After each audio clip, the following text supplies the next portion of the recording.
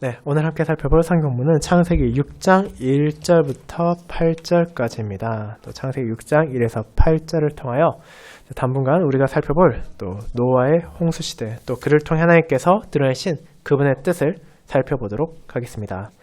창세기 6장 1에서 8절을 펼쳐주시기 바랍니다.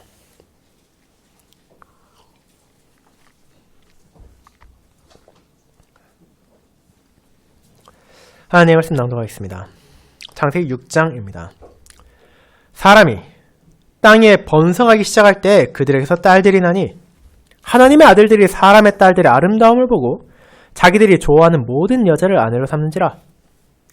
여호와께서 이르시되 나의 영이 영원히 사람과 함께 하지 아니하리니 이는 그들이 육신이 됨이라. 그러나 그들의 날은 120년이 되리라 하시니라. 당시에 땅에는 네피림이 있었고 그 후에도 하나님의 아들들이 사람의 딸들에게로 들어와 자식을 낳았으니 그들은 용사라 고대의 명성 있는 사람들이었더라. 여호와께서 사람의 죄악이 세상에 가득함과 그의 마음으로 생각하는 모든 계획이 항상 악할 뿐임을 보시고 땅에 사람 지으셨음을 한탄하사 마음에 근심하시고 이르시되 내가 창조한 사람은 내가 지면에서 쓸어버리되 사람으로부터 가축과 귀는 것과 공중의 새까지 그리하리니 이는 내가 그것들을 지었음을 한탄함이니라 하시니라. 그러나 노아는 여호와께 은혜를 입었더라. 아멘. 네, 설교 후에는 시편 1편 1, 2, 3절을 함께 부르도록 하겠습니다.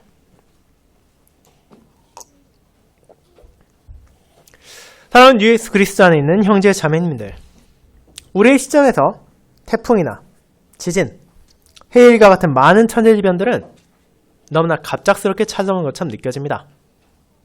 하지만 실제로는 어떻습니까? 비록 많은 사람들이 인지할 수는 없을지언정 그 전에 수많은 전조증상들이 나타나곤 합니다. 비가 오기 전에 새들이 낮게 날고 큰 해일이 찾아오기 전에 깊은 바다에 사는 물고기들이 바다 표면에 올라오긴 하는 것처럼 다양한 신호가 이미 주어지고 있고 또 그것들을 미리 감지하여 움직이는 생물들도 있습니다. 그렇다면 여러분들 아주 잘 알고 있을 노아 시대에 있었던 대홍수는 어땠습니까? 창세기에 나오는 이 홍수는 이전에도 없었고 이후에도 비교할 수 있는 홍수를 찾을 수 없는 끔찍한 재난이었습니다. 그리고 그 시대를 살아가던 이들 가운데 노아와 그의 가족들을 제외하곤 그 누구도 그런 홍수가 닥칠 것이라 생각할 수 없었기에 무반비한 상태로 홍수를 맞이하고 목숨을 잃게 되었습니다.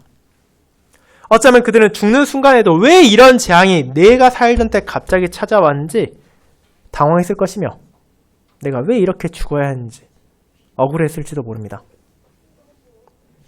하지만 실제로는 그와 정반대입니다. 그런 심판이 찾아올 것이란 명백한 신호가 존재했습니다. 그것은 바로 온 인류의 타락이었습니다. 하나님의 아들들이 하나님의 뜻을 거역하고 그분을 예배하지 않으며 그분을 등졌기에 세상에 죄악이 가득하게 되었고 이는 공의로운 하나님의 심판을 불렀습니다. 그렇게 그 시대를 살아가는 자들은 자신의 죄악을 깨닫고 돌이켜야 했음에도 불구하고 이를 거절하고 완고하게 죄 가운데 머무르기를 고집했으며 그 결과가 홍수라는 하나의 심판의 형태로 찾아온 것뿐입니다. 그와 같은 홍수로 향하는 죄악된 세상의 모습에 대해 설명하므로 인류를 향한 심판이 결코 잘못된 것이 아니라 하나님의 의로우심 안에서 마땅히 와야 했음을 알려주는 창세기 6장을 우리는 읽었고 동시에 그 안에 여전히 담겨있는 하나님의 은혜 역시 발견하게 됩니다. 저는 그와 같은 진리를 전한 오늘 본문을 사람의 죄악을 심판하시는 하나님이라는 제목으로 설교할 것입니다. 그리고 이 본문의 흐름에 따라 어째 하나님의 아들들이 죄 가운데 무너지게 되었는지 그리고 그런 죄를 하나님의 공의가 벌하신다는 것을 살펴보고 그 공의 안에도 여전히 남아있는 하나님의 놀라운 자비를 고백함으로 하나님의 은혜 안에서 함께 그분의 뜻을 고백하는 저희가 될 수 있기를 소망합니다. 이를 첫 번째, 하나님의 아들들의 타락, 두 번째, 하나님의 공의로운 분노, 세 번째, 진노 안에서도 나타나는 은혜라는 세 가지 대지로 나누어 보겠습니다. 먼저 첫 번째, 하나님의 아들들의 타락에 대해 알아보겠습니다. 형제자매 여러분, 오늘 본문부터 시작되는 노아의 홍수는 우리에게 아주 잘 알려져 있는 성경의 이야기 중 하나입니다. 창세기 1장에서 시작된 아름답고 놀라운 세상 만물의 시작을 우리는 보지만 이어지는 3장에서 그토록 훌륭한 세상에 어째서 죄와 비참이 들어왔는지를 깨닫게 되었습니다. 그것은 아담과 하와의 죄와 타락으로 인한 것이었으며 사람의 잘못 때문이었습니다. 그런 죄의 결과가 무엇이었습니까? 그들은 하나님의 신실하심과 공의로우심을 마주하게 되었습니다. 아담과 하와는 에덴 동산에서 추방되었고 노동과 출산의 고통을 겪게 되었습니다. 하지만 그것은 그들이 마주한 비참의 시작에 불과했습니다. 그들이 가지게 된 두 아들 가인과 아벨이 어떻게 되었습니까? 아벨을 질시한 가인은 자신의 동생을 죽였고 그는 하나님의 저주를 받고 여호와의 앞을 떠나게 되었습니다. 그럼에도 하나님의 자비가 아담과 하와에게 남아있었습니다. 그들은 셋을 받게 되었고 그를 통해 하나님께서는 자기 백성을 부르셨습니다. 가인의 후손들이 세상 가운데 풍요를 누리고 번창하며 자신들을 높였고 하나님을 외면했지만 셋의 후손은 여호와의 이름을 불렀습니다. 하나님께 영광을 돌리고 그분을 예배하며 그분과의 교제 가운데 살아갔던 것입니다. 이제 그와 같은 배경을 잠시 돌아보았다면 여러분은 오늘 본문을 살펴볼 준비가 끝난 것입니다. 이제 이 시점에서 우리는 한 가지 의문을 가질 수 있습니다. 앞선 내용을 통해 우리는 가인의 계보와 셋의 계보가 극명하게 다른 모습을 보였다는 것을 알게 됩니다. 그런데 우리가 알고 있는 노아 시대에 찾아온 홍수는 어떤 성격을 가지고 있습니까? 만약 이 홍수가 가인의 후손들만 쾌락과 오만에 빠져 하나님을 모욕하고 자신들의 위대함을 교만히 뽐내던 이들만 다 쓸어버린 것이라면 아무 문제도 없을 것입니다. 그것은 그들이 받아야 마땅한 죄에 대한 심판이기 때문입니다. 하지만 실제로는 어떠했습니까? 그래서 온 세상을 덮은 대홍수였습니다. 하나님의 은혜로 이를 대비하고 방주를 만들어 그 안에 피했던 노아와 그 가족을 제외한 모든 사람들이 죽음을 맞이한 유례없는 재난이었습니다. 그렇게 우리는 그 원인을 알 필요가 있습니다. 하나님께서 어째서 셋의 후손까지도 심판하신 것인지 혹시라도 그분께서 아무런 의미도 없이 재해를 내리셨는지를 알아야 하는 것입니다. 그리고 그에 대한 답을 오늘 본문이 제시하고 있습니다. 그 내용을 살펴봄에 따라 우리는 대홍수라는 재난이 우연히 생겨난 것이 아니라 하나님의 뜻에 따라 내려진 심판이고 그 시대의 모든 사람들이 벌을 받기에 마땅한 죄인이었다는 것을 알게 될 것이며 동시에 그런 상황에서도 자신의 자비를 남겨주신 하나님의 은혜를 깨닫게 될 것입니다. 그런 하나님의 공의와 자비가 창세기 6장의 전반부 저희가 오늘 읽은 1에서 8절에 나오는 것입니다. 여러분 창세기 5장을 통해 아담의 계보를 살펴본다면 창세기 4장의 시작에서 결코 짧지 않은 시간이 지났다는 것을 깨닫게 될 것입니다. 아담으로부터 시작하여 노아의 아버지인 라멕이 태어나기까지 거의 1000년에 가까운 세월이 흘러갔습니다. 그동안 인류는 번성했습니다. 과거와 비할 수 없을 정도로 수가 늘어났고 그에 따라 문명도 발달했습니다. 그런데 여기서 우리는 1절과 2절의 내용을 조심스럽게 볼 필요가 있습니다. 1절에서는 사람이 땅 위에 번성하기 시작했고 그들에게서 딸들이 났다고 합니다. 하지만 2절에서는 이 딸들이 누구와 결혼했다고 말합니까? 하나님의 아들들이 사람의 딸들의 아름다움을 보고 자기들이 좋아하는 모든 여자를 아내로 삼는지라 라고 말하지 않습니까? 이 구절을 우리는 어떻게 해석해야 합니까? 이에 대해 신학자들의 여러 가지 해석이 존재하는 것은 사실입니다. 하지만 전통적 개혁주의 입장에서 이 구절의 해석은 분명하며 어려운 것이 아닙니다. 하나님의 아들이라는 표현은 낯설 수도 있지만 신명기 32장 5절, 호세아 1장 10절을 비롯한 구약과 신약의 다양한 구절들은 언약 백성들, 하나님의 백성들을 그분의 아들이라고 칭하고 있습니다. 더 쉽게 말하자면 오늘날 교회의 성도들을 하나님의 자녀라 부르는 것과 마찬가지입니다. 그렇게 우리 역시 이 구절을 어렵게 생각할 필요가 없습니다. 이 하나님의 아들들이란 표현은 하나님을 예배하고 그분의 이름을 부르며 그분과 교제를 나눴던 사람들, 즉 앞서 나오는 셋의 후손들을 가리키는 것입니다. 그렇다면 이제 문제는 무엇입니까? 1절과 2절에 나온 사람의 딸들이 대체 누구냐는 것입니다. 이를 위해서도 앞선 창세기 4장과 5장을 떠올리면 도움이 됩니다. 창세기 4장과 5장은 셋의 후손과 가인의 후손들을 구별하고 있습니다. 하나님의 이름을 부르던 아담의 자녀들, 셋의 후손들과 달리 가인의 후손들이 무엇을 이루게 했는지 여러분은 기억하십니까? 그들은 1절에 나온 것처럼 땅에서 번성했습니다. 문명을 꽃피우고 산업의 발달을 이루어냈습니다. 그렇습니다. 그토록 번성한 사람의 자녀, 하나님을 저버린 불경건한 가인의 후손들을 바로 사람의 딸이라 부르고 있는 것입니다. 분명 그들은 창세기 4장과 5장의 계보 안에서 구분된 것처럼 보였습니다. 그리고 믿음에 따른 이 구분이 계속되었다면 홍수의 양상 역시 전혀 다른 것이 되었을 것입니다. 하지만 어떤 일이 일어난지 보시기 바랍니다. 하나님의 아들들이 사람의 딸들의 아름다움을 보았습니다. 그리고 자기들이 좋아하는 모든 여자를 아내로 삼았습니다. 그것이 앞서 말한 2절의 내용입니다. 그런데 여기에서 여러분은 어떤 문제점을 발견했습니까? 이 구절은 세상의 기준으로 봤을 때 아무 문제도 없습니다. 셋의 후손들이 가인의 후손들과 결혼한들 무슨 문제가 되겠습니까? 남자가 여자의 아름다움을 보고 혹은 여자가 남자의 아름다움을 보고 그 사람에게 매력을 느끼고 결혼한다 하더라도 그것은 순전히 개인의 판단이지 않습니까? 하지만 그것은 어디까지나 이 땅의 기준, 사람들의 생각입니다. 하나님의 아들들이 가져야 할 태도가 아니고 생각도 아닙니다. 그들은 자신들의 선조가 가진 하나님과의 관계를 결코 잊어서는 안 됩니다. 여호와 이름을 부른다는 것이 무슨 의미인지, 하나님과 동행한 자의 삶이 어떠해야 하는지를 기억해야 했습니다. 그러나 그들은 그와 같은 삶을 택하지 않았습니다. 그들은 그저 이성적인 매력에 이끌려 사람의 딸들과 결혼했습니다.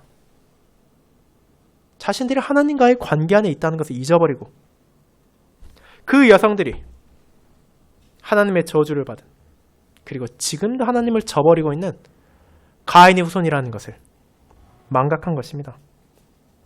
그들의 안목의 정욕이 그들을 사로잡았고 믿음이 아닌 욕망에 따라 그들은 배우자를 택했습니다. 그들의 판단 기준은 철저하게 자기 중심적이었을 뿐 아니라 세속적이었습니다.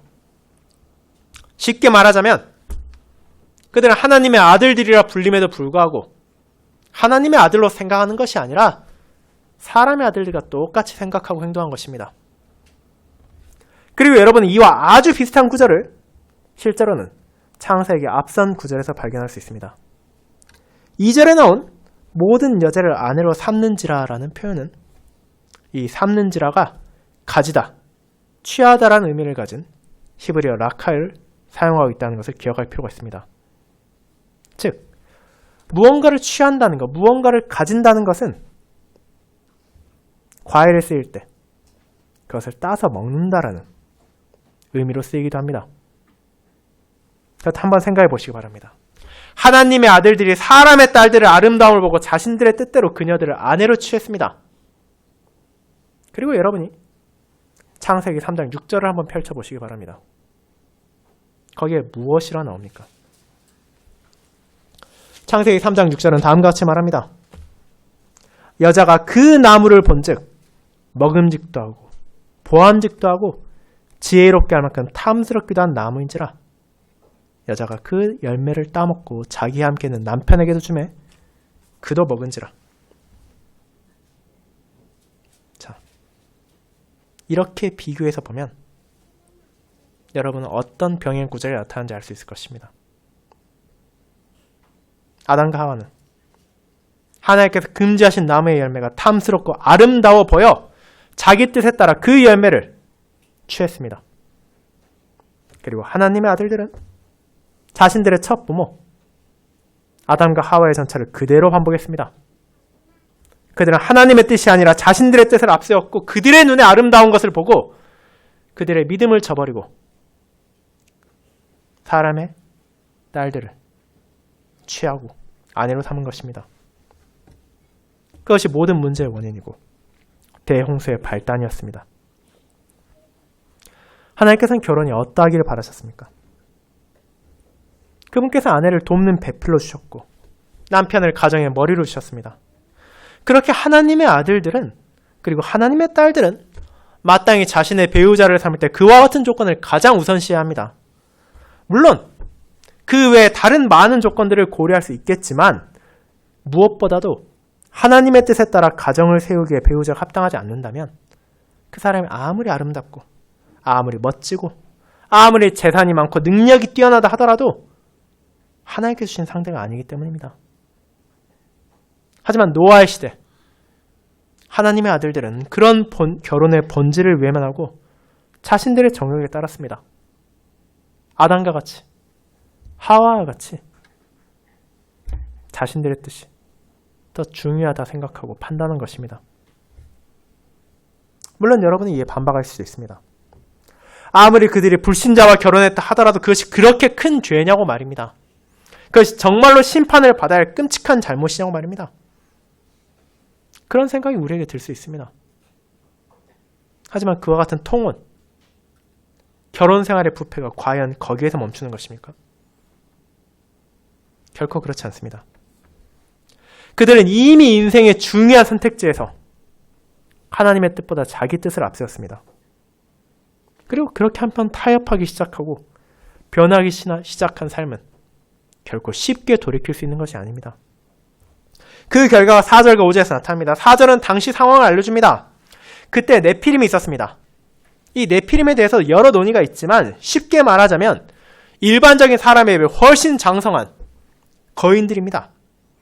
우리는 가나안 땅을 향하던 언약 백성들이 그 땅의 거인들에 비해 자신들이 초라하다고 느꼈음을 읽을 수 있고 바산왕 옥이나 가나안의 골리앗처럼 평범한 군인들과는 비교할 수 없을 정도로 크고 강맹한 사람들이 있었다는 것을 확인할 수 있습니다. 그렇게 용맹한 사람들이 태어나고 이름을 떨쳤습니다. 하나님의 아들들이 사람의 딸들과 결혼하는 것의 결과로 눈에 보이기에는 더 큰 풍요와 즐거움과 번성이 찾아왔다고 볼 수 있는 것입니다. 하지만 또 다른 결과가 그 그림자에 있었습니다. 그것은 사람의 제약이 세상에 가득하게 되었으며 그들 마음에 생각하는 모든 것이 악하게 된 것입니다. 이제 그와 같은 죄, 악은 특정한 소수의 집단만의 특성이 아니게 되었습니다. 인류가 절반으로 나뉘어서 가인의 후손들은 악한 길로만 쭉 나아가고 셋의 후손들은 선한 길로만 나아가는 것이 아니라 그들이 서로 간에 통혼하고 섞이고 하나가 된 결과 다 같이 죄악으로 빠져든 것입니다. 그리고 이는 앞서 몇 차례나 언급했던 것처럼 너무나 당연한 결과였습니다. 그들의 첫 조상이 그랬고 그들의 첫 아들이 그랬던 것처럼 하나님의 뜻보다 자기 뜻을 앞세우기 시작하면 그 끝은 언제나 죄로 향할 수밖에 없기 때문입니다. 그렇게 하나님의 아들들은 사람의 딸들과 함께 악한 계획을 세우고 죄를 행하여 세상을 죄악으로 가득 채웠습니다. 그것이 바로 그 시대에 찾아올 홍수의 원인이었습니다. 그런데 이것은 안타깝게도 노아의 시대에만 한정돼서 일어난 특정한 사람들만의 잘못이 아닙니다. 이 역사는 이후에도 계속해서 반복되었습니다. 우리는 홍수의 결과를 잘 알고 있습니다. 노아의 가족을 제외한 모든 사람들이 죽었습니다. 그리고 셈의 후손 가운데 언약의 자녀가 이어지게 되었습니다. 즉 가인의 후손들은 다 죽었다는 것입니다. 그런데 또다시 긴 시간이 지난 후 그들이 가나안 땅, 하나님께서 약속하신 땅을 받게 되었을 때 무슨 일이 일어납니까? 하나님께서 그들에게 분명하게 금지하셨음에도 불구하고 그들은 가나안의 자녀들과 자신들의 자녀들을 통혼시켰습니다.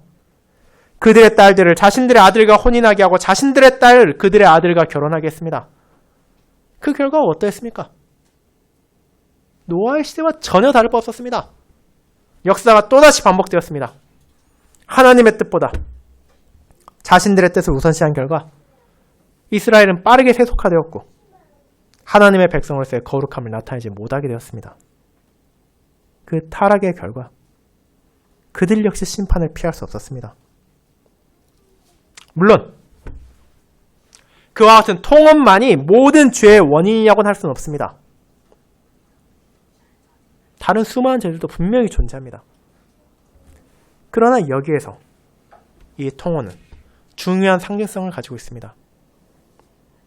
인생에 있어 그토록 중요한 배우자를 택함에 있어 자신이 믿는다고 말하고 자신이 예배하고 자신이 섬기는 하나님의 뜻을 어긴다면 다른 것에 있어서는 얼마나 쉽게 무너질 수 있겠습니까? 세상의 아름다움을, 인간의 쾌락을, 자신의 조건을 앞세우기 시작하면 하나님의 뜻이 아니라 자신의 뜻들을 우선시하기 시작하면 그들은 더 이상 하나님의 아들, 하나님의 딸들이라 불릴 수 없게 됩니다. 죄인과 섞이고 그들의 삶을 따라가며 그들을 본받고 그들의 행동을 함께할 때 그들 역시 죄인이 되는 것이며 그들의 삶은 죄악으로 가득할 수밖에 없는 것입니다. 시편 1편에서 고백하듯이 악인들의 꾀를 따르고 죄인들의 길에 서며 오만한 자들의 자리에 앉은 결과는 심판을 견디지 못하고 멸망 가운데 소멸하는 것입니다. 그럼에도 그런 악을 즐길 때 그 사실을 인지하지 못한 이들이 너무나 많다는 것을, 그리고 역사 가운데 인류의 첫 조상과 똑같은 잘못을 계속해서 범한 이들이 수없이 나타난다는 것을 우리는 인정할 수밖에 없고, 또 우리 자신도 그런 죄악에서 결코 자유롭지 않다는 것을 고백할 수밖에 없습니다. 사랑하는 자매 여러분, 그렇게 우리는 하나님의 아들들, 셋의 후손들이 어째서 대홍수라는 재난을 맞이하게 되었는지를 보게 됐습니다. 그들은 혼인이라는 중요한 상황에서 하나님의 뜻이 아니라 자기 뜻을 우선시했고 결국 다른 모든 사안에 있어서도 거룩한 삶을 증거하는 것이 아니라 자기 죄성에 따라, 자기 욕망에 따라 살기 시작했습니다. 그 결과 5절에 나오듯이 사람의 죄악이 세상에 가득하고 그 마음에 생각하는 계획이 모두 악하다는 것이었습니다. 그리고 이 역사가 계속해서 반복되었다는 것을 우리는 잊지 말아야 합니다. 예수 그리스도의 은혜를 고백하고 그분을 믿는다고 고백하는 신자라도 이것은 결코 타인의 일이 아닙니다.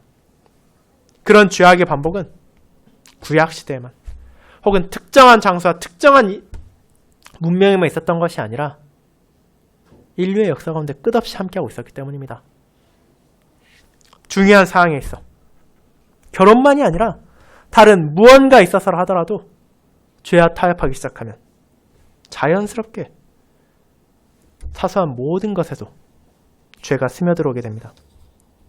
그런 행동이 반복될 때 신자가 죄악으로 빠져들고 교회가 무너졌습니다. 그렇게 우리는 주님의 말씀으로 자신을 지켜야 합니다. 하나님의 뜻이 나의 뜻보다 앞서야 한다는 것을 기억하고 나의 눈이 아닌 하나님의 가르침을 존중해야 합니다. 그렇게 하지 않을 때 우리는 공의로운 하나님께서 결코 죄를 간과하지 않으신다는 것을, 인류의 첫 조상이 그러했던 것처럼 악에 대한 심판이 반드시 내려진다는 것을 스스로의 몸으로 경험하게 될 것입니다. 그것이 두 번째, 하나님의 공의로운 분노로 연결됩니다. 성도 여러분, 그렇게 하나님의 아들들이 사람의 딸들과 통혼하고 죄 가운데 빠져들었습니다. 그렇다면 하나님께서는 이에 대해 어떻게 반응하십니까? 하나님께서는 이런 어리석음을, 이런 죄악을 바라보고 한탄하십니다.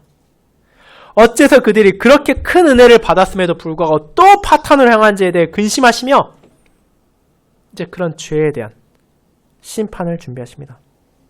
그것이 3절부터 나옵니다.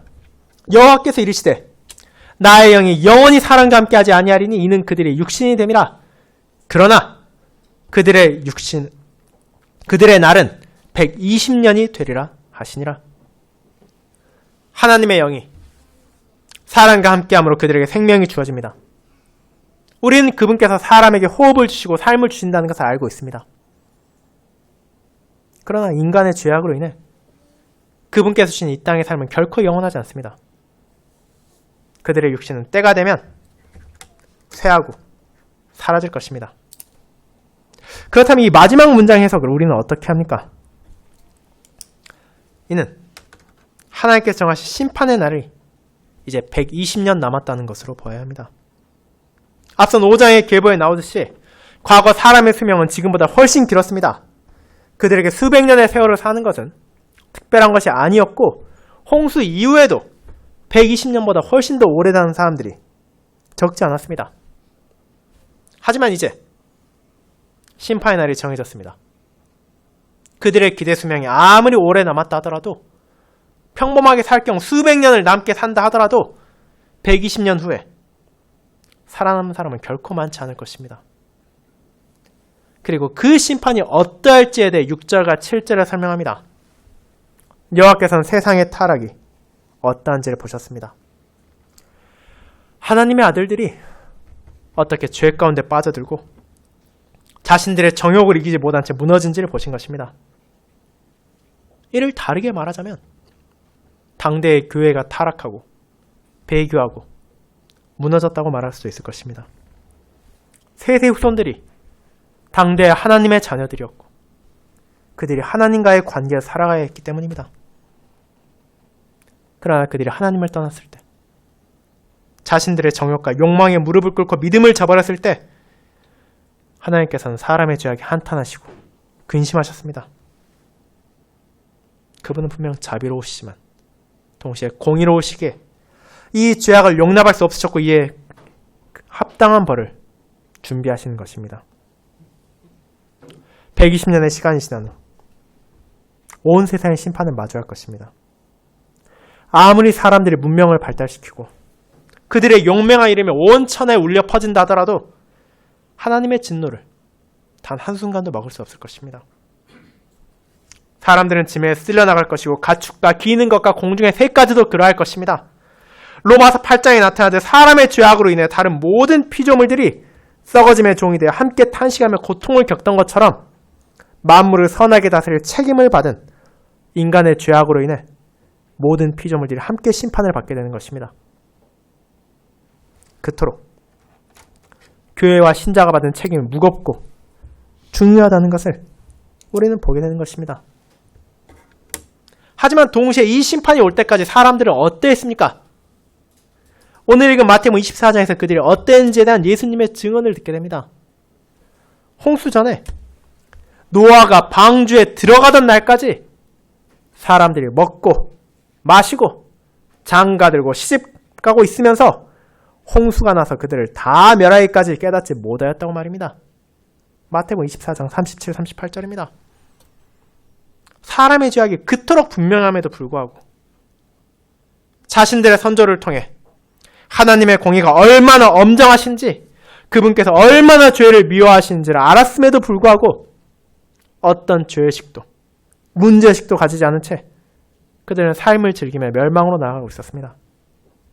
지금 그 순간에도 하나님의 공의가 눈앞에 다가오고 있다는 것을 외면한 것입니다. 그리고 그 결과는 결코 가볍지 않았습니다.